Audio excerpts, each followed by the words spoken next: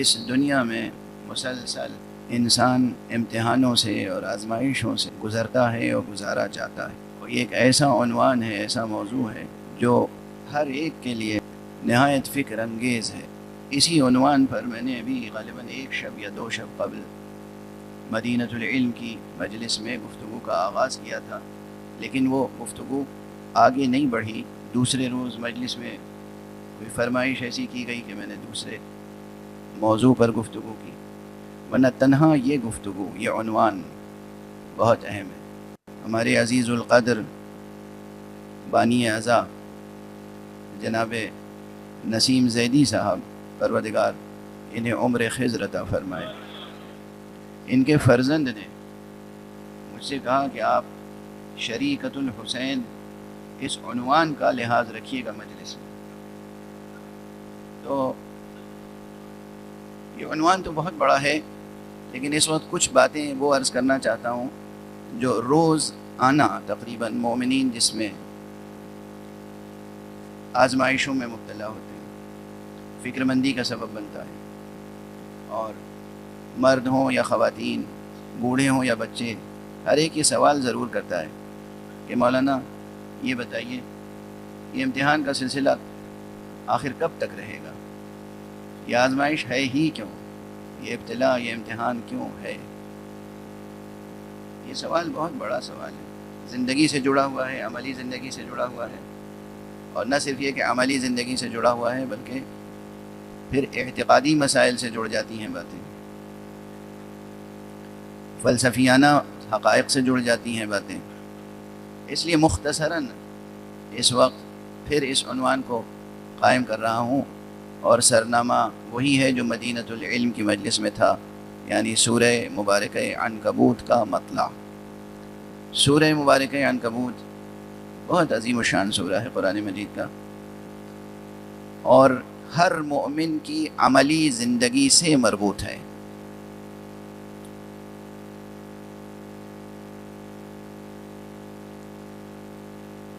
یہ جملہ جو میں نے مدینہ العلم میں کہا تھا، اسے میں ایک بیس بنا کے آگے بڑھوں۔ میں نے عرض کیا تھا کہ ہر شخص، کوئی ٹیکسٹ سامنے نہ ہو، کوئی فلسفی سامنے نہ ہو، دینی متون سامنے نہ ہو، براہ راست وجداناً اپنی زندگی پہ غور کرے اور اس کائنات پہ غور کرے، تو کچھ چیزیں سمجھ میں آتی ہیں اور کچھ چیزیں سمجھ میں نہیں آتی۔ گویا زندگی کا ایک خاص انداز یہی ہے کہ اس کی کچھ باتیں سمجھ میں آتی ہیں اور کچھ باتیں سمجھ میں نہیں آتی، چاہے کوئی ہو، ایک معمولی انسان ہو یا ایک بہت بڑا، کوئی فلسفی، دانشور، عالم، فقیہ، ادیب، شاعر، کوئی بھی ہو، چاہے افلاطون ہو، ارسطو ہو، سقراط ہو، یا ایک معمولی انسان، ہر ایک کے لیے زندگی کا انداز یہی ہے۔ بہت سی باتیں سمجھ میں آتی ہیں زندگی کی، اور کچھ باتیں زندگی کی سمجھ میں نہیں آتی۔ قرآن مجید کا اسلوب بالکل جیسے زندگی کی ترجمانی ہے۔ قرآن مجید جب آپ پڑھتے ہیں تو کچھ باتیں سمجھ میں آتی ہیں اور کچھ باتیں آپ کی سمجھ میں نہیں آ سکتی۔ وہ اسی ایک آیت میں دیکھ لیجئے، بسم اللہ الرحمن الرحیم، الف لام میم۔ اب یہ الف لام میم سے کچھ سمجھ میں آیا؟ کچھ سمجھ میں نہیں آیا۔ اس کا ترجمہ کوئی مترجم آج تک نہیں کر سکا، اس کی تفسیر کوئی مفسر نہیں لکھ سکا۔ ہر ایک یہ لکھ کے آگے بڑھ جاتا ہے کہ یہ راز ہے خدا کے اور پیغمبر کے درمیان، اللہ کے اور اللہ کے پیغمبر کے درمیان میں یہ راز ہے، رمز ہے، یہ اشارے میں باتیں کچھ ہوئی ہیں جو ہم نہیں سمجھ سکتے۔ لیکن اس کے بعد جب آیت آگے بڑھی تو بات سمجھ میں کچھ آئی، اور وہ بھی عجیب و غریب انداز سے، احسب الناس ان یترکوا ان یقولوا آمنا وہم لا یفتنون۔ کیا لوگوں نے یہ سمجھ رکھا ہے کہ وہ بس یہ کہہ دیں گے کہ ہم ایمان لے آئے اور ہم انہیں آزمائیں گے نہیں؟ کیا لوگوں نے یہ سمجھ رکھا ہے کہ بس وہ کہہ دیں گے کہ ہم ایمان لے آئے اور ان کی آزمائش نہیں کی جائے گی؟ یہ از اول تا آخر سورہ جو ہے، وہ جتنے بھی مسائل ہو سکتے ہیں امتحان انسانی سے متعلق، ان تمام مسائل پر روشنی ڈالتا ہے۔ لیکن سب سے پہلے میں ایک بات اور عرض کر دوں، ماشاءاللہ جوانوں کی بھی اچھی خاصی تعداد نظر آ رہی ہے۔ کچھ جوانوں سے گفتگو ہوئی تو عموم کہ جب دین کے حوالے سے ان کے سامنے امتحان اور آزمائش اور ابتلاء کی بات ہوتی ہے تو وہ آزردہ خاطر ہو جاتے ہیں، ذرا چہرے کا رنگ بدل جاتا ہے۔ آخر کیوں یہ آزمائش، کیوں یہ امتحان، کیوں یہ ابتلاء، کیوں آخر کس لیے وہ بات یہاں تک پہنچتی ہے کہ پھر اللہ نے ہمیں پیدا ہی کیوں کیا، اور اللہ تو عالم ہے اور اللہ تو قادر ہے۔ مختلف قسم کی الجھنیں شروع ہو جاتی ہیں، اور جیسے محسوس ہوتا ہے کہ فکری سطح پر بھی اور عملی سطح پر بھی ہمتیں ٹوٹ رہی ہیں، حوصلے پست ہو رہے ہیں۔ اچھا، اگر دین لفظ امتحان اور آزمائش اور ابتلاء کا کلمہ استعمال کرتا ہے تو یہ کیفیت ہو جاتی ہے۔ آج کل جو لوگ دین سے کوئی تعلق نہیں رکھتے، جو آج کے مفکرین ہیں، وہ بھی ایک بڑا خوبصورت جملہ کہتے ہیں، وہ سن کے تو آپ میں یہ کیفیت نہیں پیدا ہوتی۔ آپ جب اسکول میں جاتے ہیں، بچہ ہو یا ذرا بڑا ہو یا اور بڑی عمر کا ہو، یعنی اسکول لیول پر، کالج لیول پر، یونیورسٹی لیول پر کہیں بھی جائیں تو ہمت اور حوصلہ دلانے کے لیے ایک بات کہی جاتی ہے، جیسے وہ تسلیم شدہ کوئی اصول ہو، لائف از اے چیلنج۔ اس وقت برا نہیں لگتا، زندگی تو ایک چیلنج ہے۔ جو سیکولر لینگویج میں کہی گئی بات کہ زندگی ایک چیلنج ہے، مذہب بھی وہی کہہ رہا ہے کہ زندگی ایک آزمائش ہے۔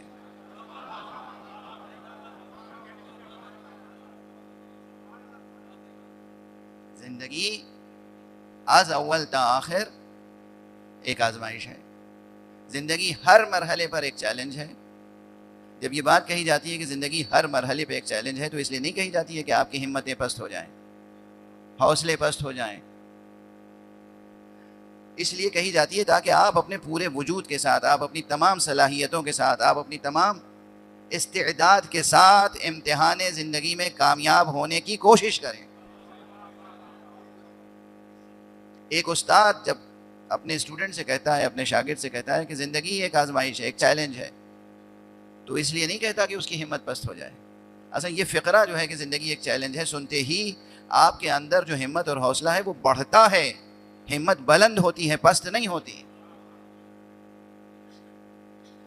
بار بار قرآن مجید میں جو بات کہی گئی کہ ہم نے انسان کے سامنے آزمائشیں رکھی ہیں، انسان کو ہم نے مال بھی دیا تو ایک آزمائش کے طور پر، انسان کو ہم نے اولاد بھی عطا کی تو ایک آزمائش کے طور پر، اس کی جتنی عطائیں ہیں وہ سب آزمائش کے ساتھ ہیں۔ آزمائش کیا ہے اس میں؟ بہت واضح سی بات ہے کہ مال ملا، دولت ملی، ثروت ملی، آزمائش یہ ہے کہ اب اس مال کی آپ قدردانی کرتے ہیں یا نہیں کرتے۔ اولاد نصیب ہوئی، آزمائش یہ ہے کہ اس اولاد کی صحیح تربیت کرتے ہیں یا نہیں کرتے، اس اولاد کی بھی قدردانی کرتے ہیں یا نہیں کرتے۔ اور اسی طرح یہ پوری کائنات، زمین تا آسمان اللہ کی نعمتیں ہیں، ان میں سے ہر نعمت یہ چاہتی ہے کہ آپ اس کی نعمتوں کی قدردانی کریں، ناقدری نہ کریں۔ ناقدری کریں گے، اسراف کریں گے، ناکامی ہوگی۔ قدردانی کریں گے، قدر شناسی کا ثبوت دیں گے، زندگی میں کامیابی ہوگی۔ اب یہ ناقدری اور قدر شناسی، یہی دو بنیادی طور پر زندگی میں رویے ہیں۔ بعض لوگ ہیں جو اللہ کی ہر نعمت کی قدردانی اور قدر شناسی کرتے ہوئے آگے بڑھتے ہیں، اور بعض وہ ہیں جو نادانی سے یا غفلت سے اللہ سبحانہ و تعالیٰ کی ہر نعمت کی ناقدری کرتے ہیں، شکر گزار نہیں ہوتے، ناشکری کرتے ہیں۔ اللہ سبحانہ و تعالیٰ اس اخلاقی رویے کو آپ کے اندر پیدا کرنا چاہتا ہے کہ آپ اللہ کی ہر نعمت کی قدردانی کریں اور شکر گزاری کا جذبہ رکھیں اور شکر گزاری کا اسلوب زندگی میں اختیار کریں۔ یہ ایک اچھے انسان کی صفت ہے، یہ ایک اچھے انسان کا وصف ہے، ایک اچھے انسان کا انداز ہے۔ جہاں قرآن مجید میں یہ کہا گیا چند مقامات پر کہ زندگی ایک آزمائش ہے، زندگی ایک امتحان ہے، وہیں اسی آزمائش اور اسی امتحان اور اسی دنیا کی زندگی کے لیے ایک اور بہت عجیب و غریب تعبیر اختیار کی گئی۔ اب وہ تعبیر وہ بھی اسی سورے میں، سورہ مبارکہ عنکبوتی میں، یعنی وہ سورہ جو شروع سے آخر تک امتحان امتحان امتحان، آزمائش آزمائش آزمائش کی بات کر رہا ہے، اسی میں ایک عجیب و غریب آیت یہ بھی موجود ہے، وما هذه الحیات الدنیا الا لہو ولعب وان الدار الاخرۃ لہی الحیوان لو کانوا یعلمون. یہ دار دنیا کی زندگی یہ کچھ بھی نہیں ہے، یہ تو ایک کھیل ہے. اصل زندگی تو وہ ہے جو دار آخرت میں نصیب ہوگی. کاش کہ یہ اس بات کو جانتے، کاش کہ یہ اس بات کو سمجھتے. آپ اندازہ فرمائیے، ایک طرف کہا گیا ہے کہ یہ امتحان ہے، آزمائش ہے، اور دوسری طرف کہا جا رہا ہے یہ تو کھیل ہے. کیا اس میں تناقض ہے؟ کیا اس میں کنٹرڈکشن ہے؟ کیا اس میں تضاد ہے؟ نہ تضاد ہے نہ تناقض. ایسا کچھ نہیں ہے کہ قرآن مجید میں تضاد ہے. قرآن مجید انسان کو اس کا عزم اور اس کی اولو العزمی کے مراتب سے آشنا کرنا چاہتا ہے. بلند حوصلہ کی عزم، اور وہ بھی عزم جو اولو العزمی تک پہنچے. قرآن مجید میں تو ایسی ایسی تعبیریں ہیں کہ میں کیا عرض کروں. میرا مزاج یہ کہ صرف آیت پڑھ کے ترجمہ کر کے گزر جانا اچھا نہیں لگتا.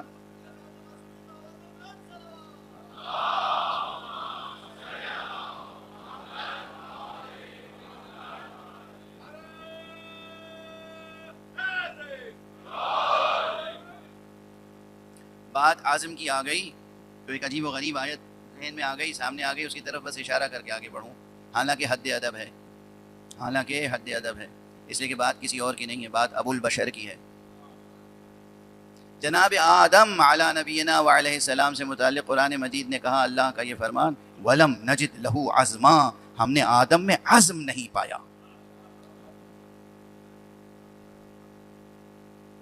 اب بڑی لمبی چوڑی بحث کو سمیٹ کے ایک جملے میں کہوں میں اپنے انداز سے، اس جملے کو محفوظ رکھیے گا.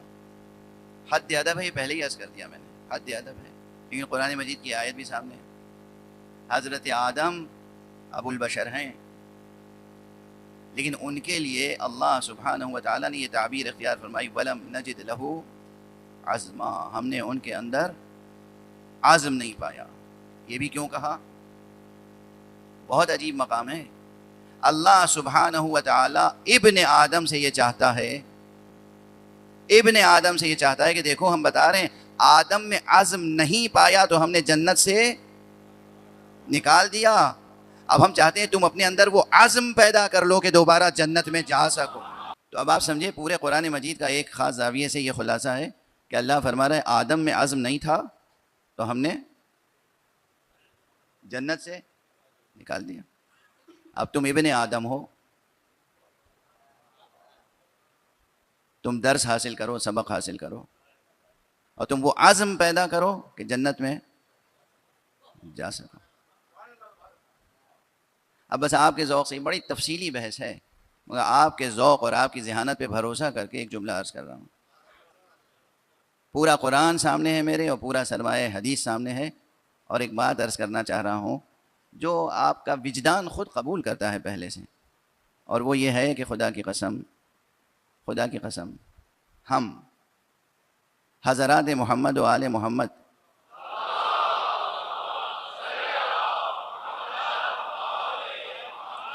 علیہم الصلاۃ والسلام کی محبت، ان کی مودت اور ان کی پیروی کر کے یہ کارنامہ انجام دے رہے ہیں کہ جو جنت ہمارے بابا سے لی گئی تھی ہم اسے واپس لے رہے ہیں.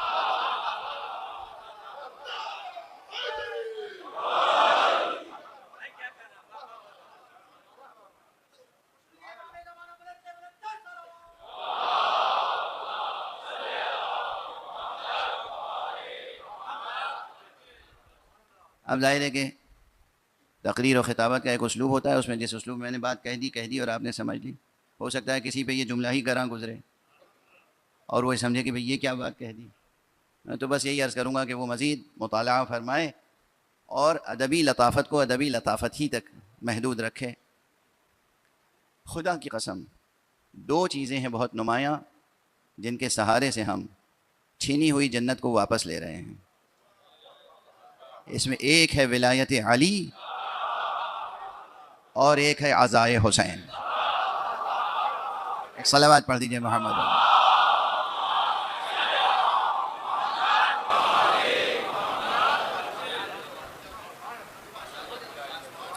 اگر کوئی راسخ ہو ان دو چیزوں میں، بس یہی دو چیزیں، دو جز کا نسخہ ہے، دو جز کا نسخہ ہے، ایک ہے ولایت علی اور ایک ہے عزائے حسین۔ اگر یہ دو امور ایسے ہیں جس میں انسان پوری معرفت کے ساتھ راسخ ہو، ثابت قدم ہو، اس کے پاس قرار دل بھی ہو، ثبات قدم بھی، یہ دو ترکیبوں میں سب کچھ سمٹ آیا۔ قرار دل اس وقت تک پیدا نہیں ہو سکتا جب تک کہ یقین کا سرمایہ نہ ہو، اور ثبات قدم اس وقت تک نہیں پیدا ہو سکتا جب تک کہ وہ یقین عمل کے سانچے میں نہ ڈھلے۔ تو قرار دل بھی ہو اور ثبات قدم بھی، تو پھر ممکن نہیں ہے کہ انسان کے لیے جنت کے دروازے کھل نہ جائیں، جنت کی راہیں کھل نہ جائیں۔ اسی سورہ کی روشنی میں بعض دوسرے مقامات پر، بلکہ ابھی ذہن میں ایک آیت آ رہی ہے غالباً سورہ مبارکہ تغابن کی، آزمائش، امتحان، مصیبت، ابتلا، یہ ذہن میں رہے اور ارشاد الہی سن لیجئے، ما اصاب من مصیبت الا باذن اللہ ومن یؤمن باللہ یہد قلبہ واللہ بکل شیء علیم۔ کوئی مصیبت ایسی نہیں ہے جو تمہارے اوپر وارد ہو بغیر اذن خدا کے۔ ما اصاب من مصیبت الا باذن اللہ، جب تک اللہ کا اذن نہیں ہوتا کوئی مصیبت تمہارے اوپر آتی نہیں۔ بہت مقام فکر ہے، اس لیے مصیبت میں جزع اور فضع نہیں کرنا چاہیے، فریاد، گلہ، شکوہ، خدا سے شکوہ، دین سے شکایت، دین کی شکایت، یہ کیسا دین ہے، کیسی شریعت ہے، یہ کیسا نظام ہے، کیسا خدا ہے۔ شکایتیں ہوتی ہیں نہیں ہوتی؟ خوب ہوتی ہیں۔ ابھی بڑی سے بڑی مصیبت ہو یا چھوٹی سے چھوٹی مصیبت، اگر انسان بے معرفت ہے تو وہ ان امور میں مبتلا ہو جاتا ہے۔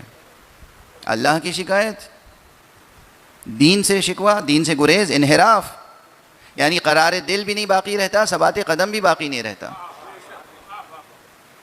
لیکن اللہ فرما رہا ہے ما اصاب من مصیبت الا باذن اللہ، کوئی مصیبت ایسی نہیں ہے کہ جو اللہ کے اذن کے بغیر آئے، مگر آگے کیا فرمایا، ومن یؤمن باللہ یہد قلبہ، مگر جو اللہ پر ایمان رکھتا ہے اللہ اس کے دل کو خود ہدایت دیتا رہتا ہے۔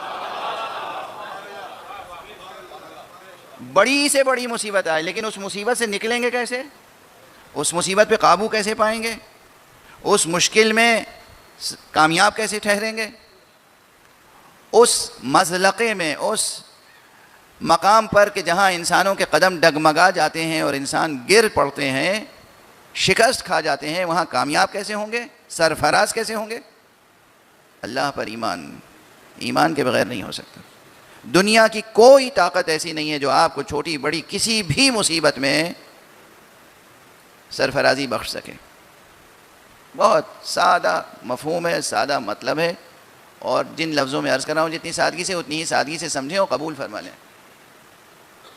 بڑی سے بڑی مشکل ہو یا چھوٹی سے چھوٹی مصیبت ہو، سوائے حق سبحانہ و تعالیٰ کی کوئی نہیں ہے جو آپ کو اس مشکل سے نکال سکے۔ اس لیے ادھر ادھر دیکھنا، کسی کا بھی سہارا لینا، یہ صاحب میری مدد کر دیں گے، وہ صاحب میری مدد کر دیں گے، یہ سیاسی شخصیت ہے میری مدد کر دے گی، وہ سماجی شخصیت ہے میری مدد کر دے گی، وہ صاحب اقتدار ہے میری مدد کر دیں گے، وہ صاحب اختیار ہے میری مدد کر دیں گے، وہ سرمایہ دار ہے میری مدد کر دیں گے۔ نہ کوئی سرمایہ دار، نہ کوئی صاحب اختیار، نہ کوئی صاحب اقتدار، کوئی چارہ جوئی نہیں کر سکتا۔ اگر کوئی چارہ جوئی کرنے والی ذات ہے تو وہ بس ایک ہے، اور وہ اللہ سبحانہ و تعالی۔ وَمَن يُؤْمِن بِاللَّهِ يَهْدِ قَلْبَهُ، اور جو اللہ پر ایمان رکھتا ہے اس کو اللہ ہدایت دیتا ہے۔ وَاللَّهُ بِكُلِّ شَيْءٍ عَلِيمٌ، اور اللہ تو ہر شے کا پورا علم رکھنے والا ہے۔ اللہ کو ہر شے کا علم ہے، کیا ہو چکا، کیا ہو رہا ہے، کیا ہوگا، جزئیات سے لے کر کلیات تک اور کلیات سے لے کر جزئیات تک اللہ کو ہر شے کا علم ہے۔ تو اللہ ہی مدد کر سکتا ہے، اور اللہ جب بھی مدد کرتا ہے تو پھر وہ اپنے اسباب کے ذریعے مدد کرتا ہے۔ آپ اپنے طور پر اسباب کا انتخاب کریں گے تو کامیابی نہیں ہوگی. اللہ اپنے اسباب کے ذریعے سے جب مدد کرنا چاہے گا مدد کر دے گا. چونکہ وہ ہر شے کا علم رکھتا ہے تو جب ہماری مدد کرے گا تو کس کے ذریعے سے کرے گا؟ اسی کے ذریعے سے کرے گا نا کہ جس کو اس نے خزینہ دار علم بنایا ہے. بار بار قرآن مجید میں یہ ہے کہ وہ ہر شے کا علم رکھنے والا ہے.